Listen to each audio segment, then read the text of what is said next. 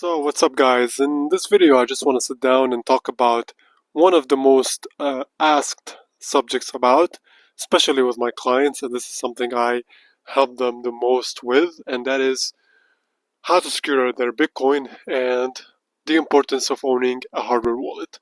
So some of the things that I'm going to talk about, if you've been into Bitcoin for quite some time, they're going to sound a bit obvious, and you've been doing that already. That's awesome and that's great. But in this video, I just want to lay it down for the people who need to know.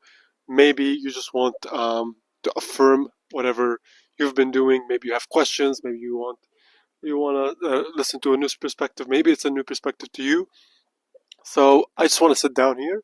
The weather is nice. I have my coffee.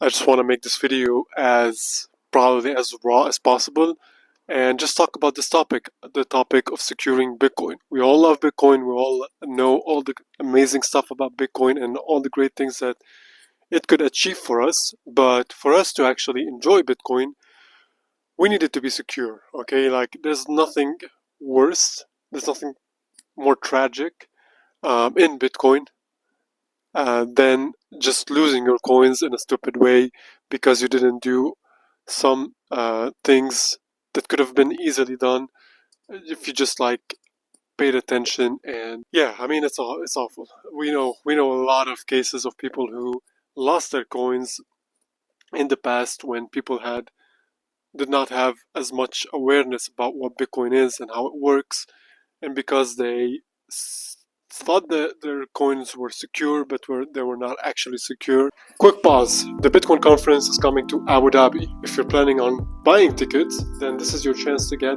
a 10% discount. Just use my code on checkout, Thomas, THOMAS, and you will get your 10% discount.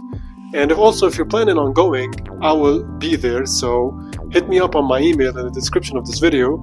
Let's meet up, let's connect, let's get to know each other, and yeah, let's make it as fun as possible. So see you in Abu Dhabi. It's going to be on the December 9th and 10th, so it should be fun, it should be great. So we will meet a lot of Bitcoiners and have some fun. So see you there.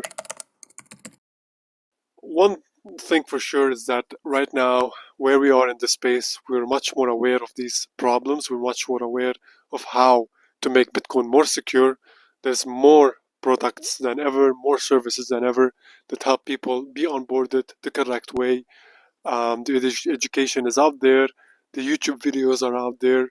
So I just want to contribute to that. I just want to make people feel secure about their coins, feel secure about owning Bitcoin, move away from third parties, move away from traditional way of holding your financial wealth to the sovereign way of holding your financial wealth, and that is through Bitcoin.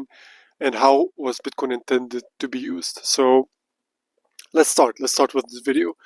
If you want to grab your own coffee as well, share a coffee with me and talk about this, please leave a comment. I will put this video as live, so if you happen to see it as being shown live, please leave like a message or a comment or anything like that.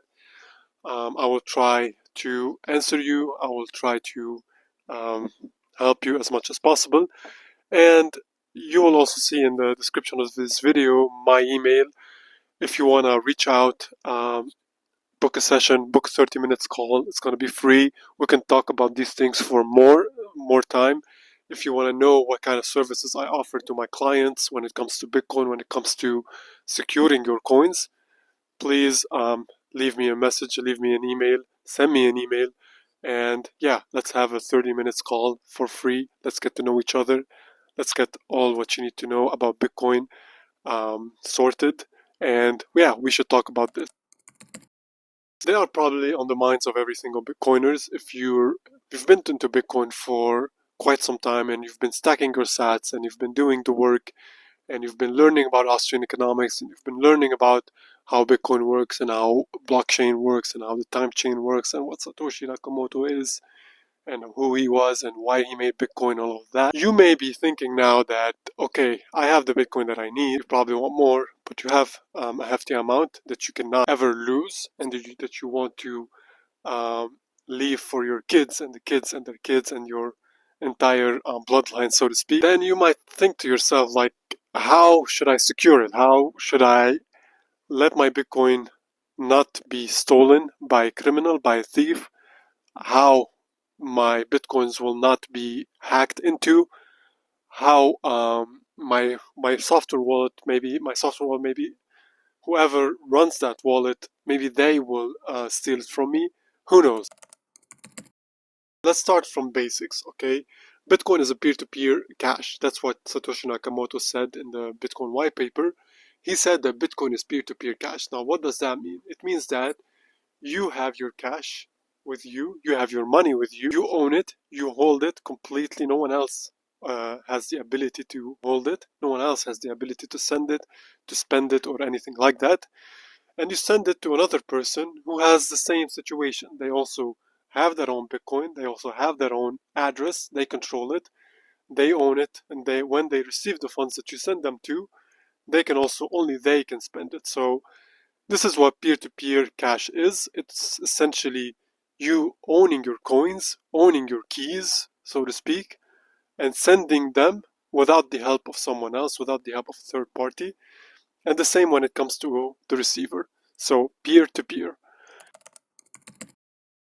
Now, when you get into Bitcoin and you want to buy your first coins, a lot of us and most of us just go to Coinbase, go to Binance, go to Kraken or whatever, and we just link our bank account and just buy our first $100 of coins, right? $1,000 worth of coin. How does that happen? You just send a wire transfer into your Binance account or your exchange account, and you just buy the coins at whatever price you set to buy. So when that happens, when the trade is successful, what happens in this case? The Bitcoins get deposited into the exchange. So these first coins that you bought, you don't actually hold them. You don't actually hold the private keys. So when you set up a Binance or a Coinbase account, they don't tell you to write down those 12 or 24 words and keep them a secret. You just set up that account the same way you set up a Facebook account, the same way you set up a Twitter account. It's just an account. It's not a wallet. Maybe when you enter the exchange account, you will see like this logo of a wallet or something that they call a wallet, but that's really misleading. It's not actually an account. It's not actually a wallet. It's just an account with checks and balances. So you have an account, and what does account means? It actually means that this is the money that you have with that person, and that person has this account that they owe you this money. So when you have Bitcoin in an exchange, this is the liability of the exchange, and they owe you that money. So they hold this money in their own Bitcoin wallets, and they give you an account saying that this account at Binance has the ability to spend this amount of Bitcoin that they bought on this date. It's just like a bank account. And as we said in the beginning or just earlier, this is not what Satoshi Nakamoto laid out Bitcoin to be used. He said in the Bitcoin white paper, Bitcoin is peer-to-peer, but when you use it with an exchange, if you ever want to send it, you're just asking for permission from a third party, which is this exchange, to send those coins to somewhere else. When you use it, this is the first time you've ever used Bitcoin, and this probably happened to you. It happened to me when I first got into Bitcoin. I just held it in those something like those exchanges, and I kept it there without even knowing, without even understanding that I'm not actually the holder of these coins. I'm just using an account at a company that allows me to use those coins whenever. So what's the problem with that? Why is that a problem? So when you have your coins in an exchange, it comes with a risk of this exchange not maybe getting hacked. That's also a possibility, but also this exchange misusing your funds. So they could probably just send your funds somewhere else, use it for whatever reason, use it for their own investments. And once you actually want to withdraw it, they will tell you, sorry, oops, lost it. My company went bankrupt. We cannot make our customers whole. The same way a lot of banks do it, the same way it happens in a lot of banks out there with a lot of people in a lot of countries.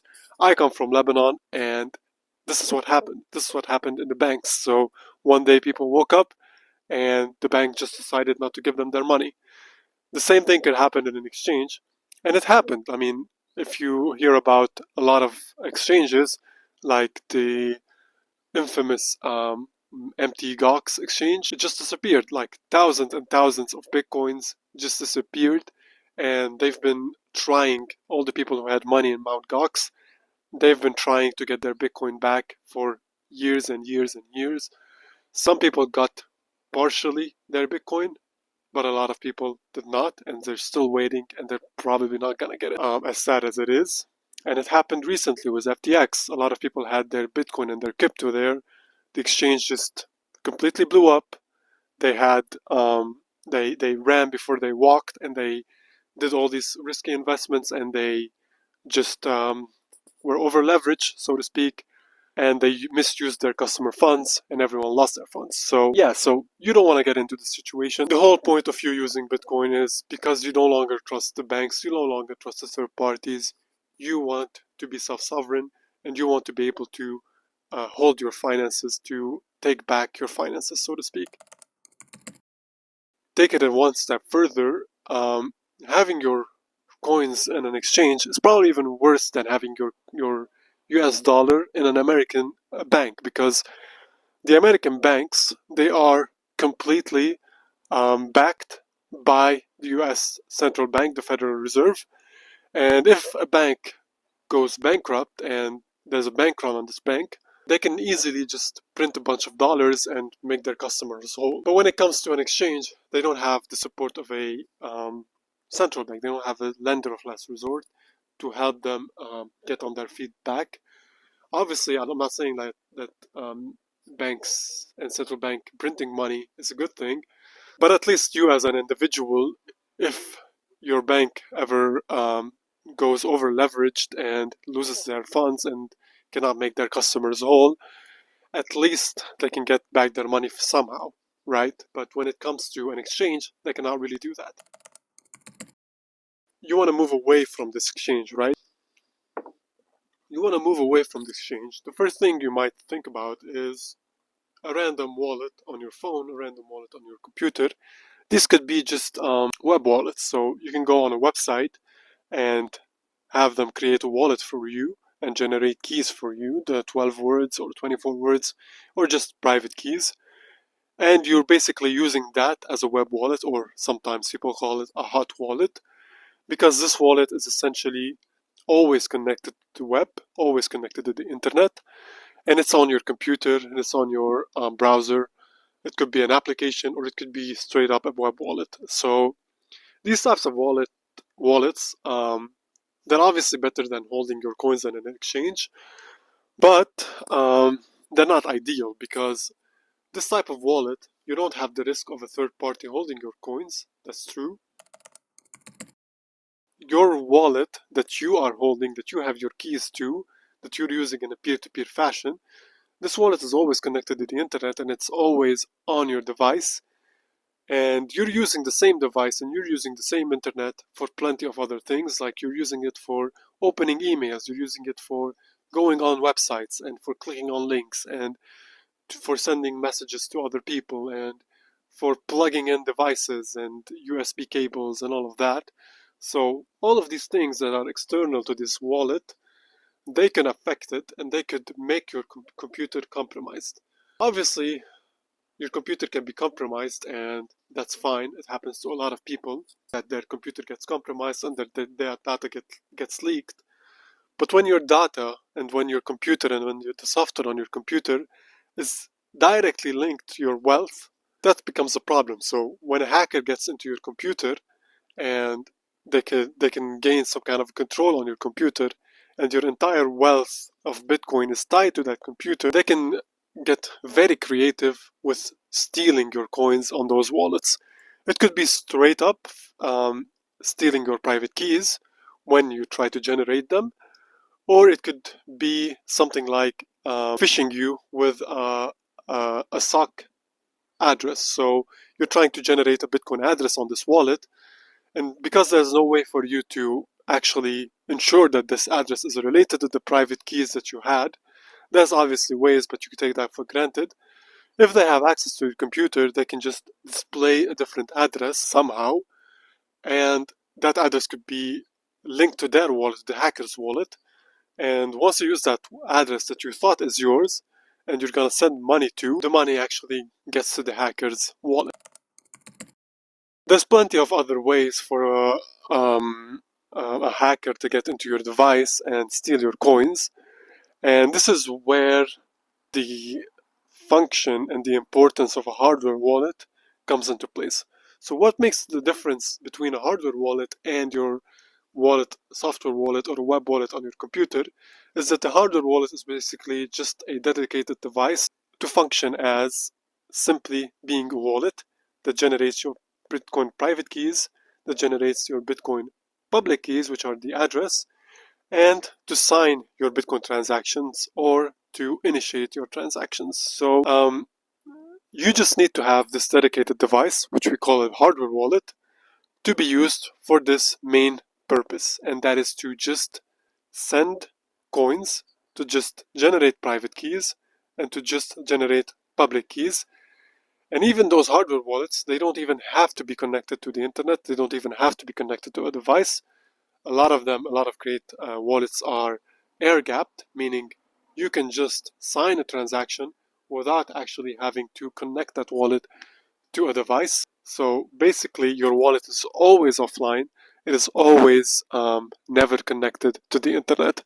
And using some kind of a random generator of addresses and of private keys, it can help you generate all of that without ever needing to go on the internet, without ever needing to be plugged to a computer that could potentially be compromised. The question is, and the question you might ask yourself, when should I move from an exchange? And when should I move from a software web wallet? And when should I move to a hardware wallet? So let's say you just started your Bitcoin journey and you basically bought your first $100 of coins. That's fine, just leave it on an exchange, right? I mean, you have just $100. In most exchanges, they charge you for withdrawing, so maybe if you accumulate a bit more and just withdraw at once, that's probably better, and you will have smaller UTXOs, so to speak. So maybe if you have a few $100 on an exchange, maybe then withdraw it to your non-custodial wallet. That's great.